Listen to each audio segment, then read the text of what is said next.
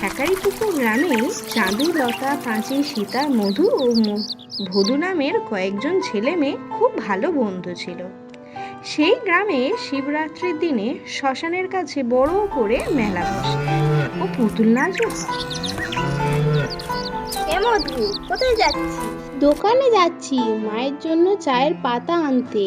জানিস তো শ্মশান মাঠের মেলায় পুতুল নাচ হবে, তুই যাবি? পুতুল নাচ? ও বাবা, সে তো অনেক রাত্রে হয়, মা শুনলে খুব বকবে, যেতেই দেবে না। আরে মাকে জানাবি কেন? বাড়ির সবাই ঘুমিয়ে পড়লে আমরা দুজনে চুপি চুপি চলে যাব, কেউ জানতেই পারবে না। ভদু আর লতাকে বলবি? ভদু লতাকে বললে পাঁচি আর সীতা কি দোষ করেছে? ওরা শুনলে রাগ করবে না? চল ওদেরকেও চুপি চুপি বলে আসি, সবাই মিলে একসাথে যাওয়া হবে। এই সকল কথা আলোচনা হবার পর দুজনে মিলে সবার বাড়ি বাড়ি গিয়ে বলে আসতে লাগলো। এই সীতা, এই পাঁচি, কই রে তোরা, কোথায় গেলি? কি হয়েছে, একটা ডাকাডাকি করছিস কেন? তাহলে বলি শোন, শ্মশান ঘাটে পুতুল নাচ হবে, তোরা যাবি? বাবা মাকে বলিস না কিন্তু, তাহলে যেতে দেবে না। সে তো অনেক রাত হবে, যেতে ভয় করবে না? সবাই মিলে একসাথে যাব তো, এত কিসের ভয় রে? তুই না দিন দিন খুব ভীতু হয়ে যাচ্ছিস। লতাও ভাদু যাবে তো? তাদেরকেও এবার বলতে যাব। আর বলি শোন, রাতে যেন ঘুমিয়ে পড়িস না, জেগে থাকবি। হ্যাঁ, আমি এসে দরজায় দুবার টোকা মারলে দরজা খুলে বেরিয়ে আসবি। মধু, কি পালা হবে রে? খুব ভালো পালা হবে, শ্রীমতী রাধারানীর মান ভঞ্জন।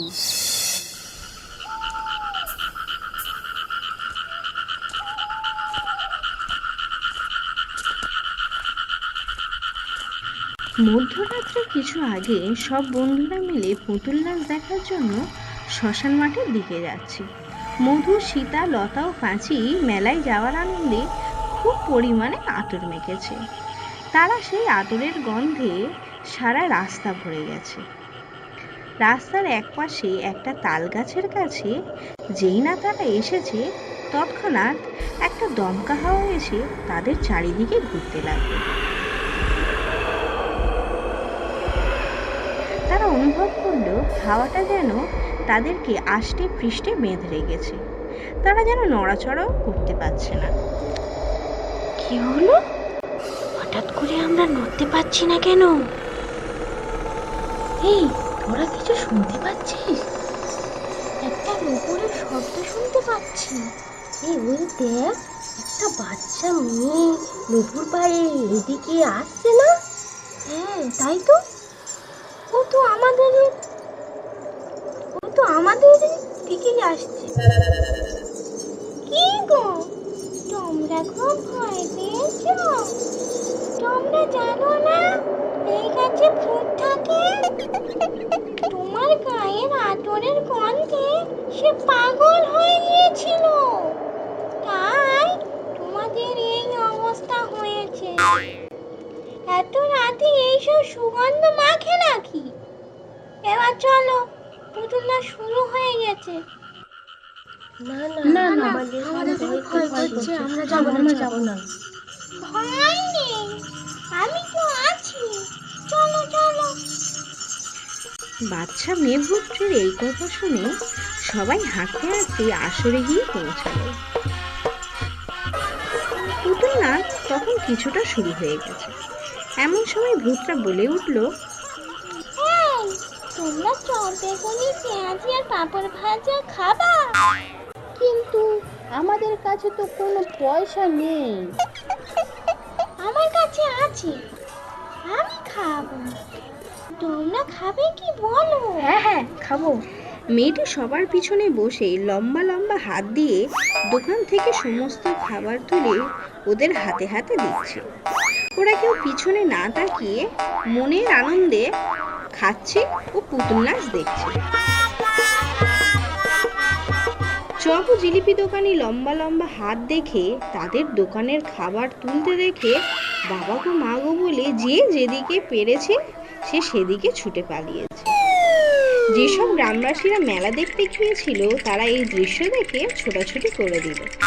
এক মুহূর্তে মেলা ফাঁকা হয়ে গেল।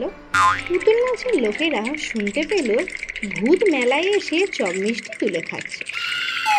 পুতুল নাচও বন্ধ হয়ে গেল, সবাই চলে গেল। ওরা কখন বসে বলাবলি করতে লাগলো, এবার বাড়ি যাবো কি করে? এখন তো অনেক রাত। আরে অত ভয় কিসে? আমি তোমাকে নিয়ে যাব। তোমরা তো আমার বন্ধু। যেমন সঙ্গে করে এনেছি তেমন সঙ্গে করে নিয়ে যাব। এসো এসো, চপ মিষ্টি দোকানে সব পালিয়েছে, এগুলো সব বেড়ে নাও দিদি। সবাই এত খাবার দেখে যে যত পারলো বাড়ির জন্য বেঁধে নিল। তারা কখনো এত খাবার একসাথে দেখেনি। চলো চলো বাড়ি যাও। সবাই যে যার বাড়ি এসে চপ মিষ্টির পুঁটুলি রান্নাঘরে রেখে দিয়ে আস্তে আস্তে যে যার বিছানায় গিয়ে শুয়ে পড়ল। ভূতরা পাঁচি ও সীতার বাড়িতে তাদের বিছানায় গিয়ে শুয়ে পড়ল।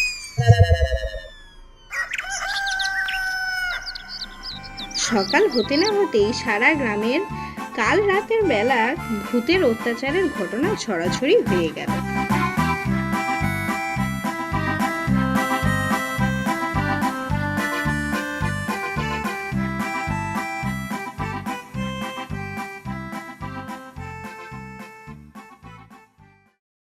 বন্ধুরা, আপনাদের গল্পটা কেমন লাগলো জানাবেন। আমরা নতুন পথ চলতে শুরু করেছি। আপনারা লাইক, কমেন্ট, শেয়ার আর সাবস্ক্রাইব করে পাশে থাকবেন প্লিজ।